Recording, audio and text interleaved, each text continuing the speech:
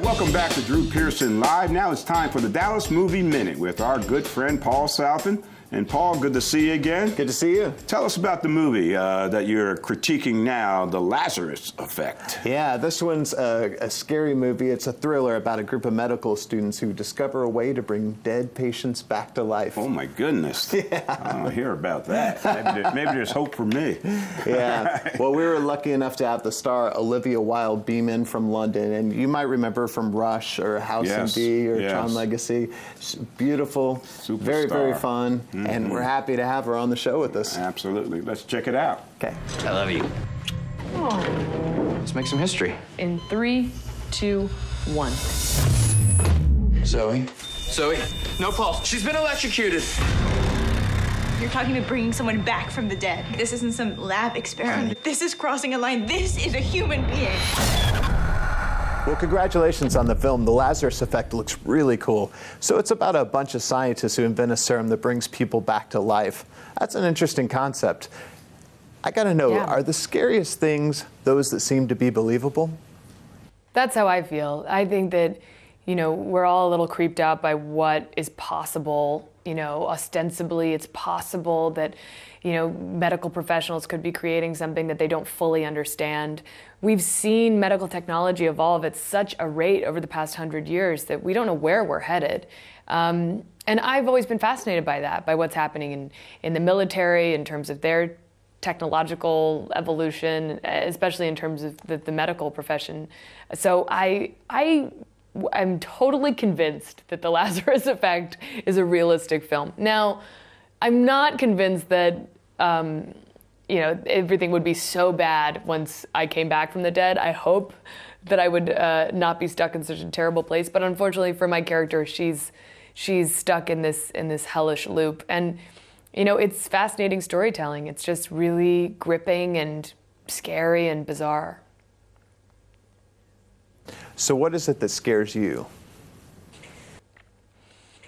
I'm scared by real life things. I'm scared by, you know, people going insane. I think that we trust each other with our lives on a day-to-day basis, whether we're driving in cars or whether we're, you know, working alongside people. I think there's an enormous promise we make to each other to not go insane and to not kill each other. And I think I'm much more scared of people, you know, breaching that contract than mystical elements. You know, I'm not really scared of ghosts, I'm scared of people. So I gotta know, so what are some of your favorite scary movies? I really like The Shining. The Shining is probably my favorite scary film. And then, you know, I really was terrified by The Ring. I think The Ring, both the original version and the American version, really freaked me out.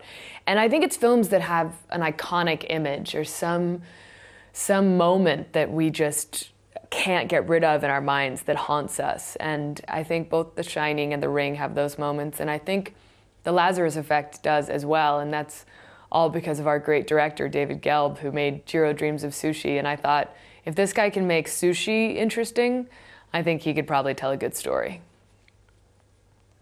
Now, we always ask people, what is the moment in your life or your career that you just had to go for it and it worked out for you? I mean, I think just starting my career, every actor had to, you know, sacrifice every safety net in their lives in order to commit themselves to acting and to try this crazy profession. So I feel like, you know, choosing to completely throw myself into this world when I was a teenager, 18, and just really, you know, work hard, that was a big risk, and I'm very grateful that it's panned out so far. We'll see. I do feel like, you know, every job is a Hail Mary. You just go for it. But now horror movies are best usually seen with an audience. Is that the best reason to go see this on the big screen this weekend? Yes. It's so fun to see it with a big audience. I mean, you want that shock factor, that jump, that communal terror. I think it's so much fun. I mean, I think seeing movies in a theater is always better, but particularly for thrillers and horror films. And this one is going to also look really beautiful, and it's very freaky. And it's the kind of movie I would like to go see with a big group of friends. Good. Well, thank you so much for taking the time to talk with me Yes. today, Olivia. Thank you. Wow, that's an interesting movie, man. I can't wait to check that out. Yeah, absolutely. And what a great interview to score Olivia Wilde. Man, Absolutely. Absolutely. Good and you know, stuff. she said Hail Mary in there. Yeah, I know. That was so cool, man. I got to cut that out and put it on my resume. Yeah, absolutely. Well, you know, this is going to be one that people are going to want to see in the theaters. It's fun, it's scary, and it's great to just go in a group and have people jump and spill their popcorn a little bit. And, of course, we always recommend that people go see this at Cinemark. And if you go to the Dallas Movie Minute Facebook page, you can ask some of the questions coming up. We're going to South by Southwest. We're going to talk to some of the biggest stars there. We're going to talk to probably Kevin Hart and Will Ferrell for Get Hard, and who knows who else. Wow. So just send us your questions, and we will get right to it and send you some movie passes. Where can they send those questions? To the Dallas Movie Minute Facebook page. All right, there you go. And you can see the Lazarus Effect in theaters now, so go there and check it out. Up next, I'm sitting down with the lovely Dr. G, and she's here to talk about taking care of your body. So stay Drew tuned. Pearson Live is brought to you by Whataburger. The chicken strip Monterey Melt is a brand new spin on legendary flavors. Get it while you can at Whataburger.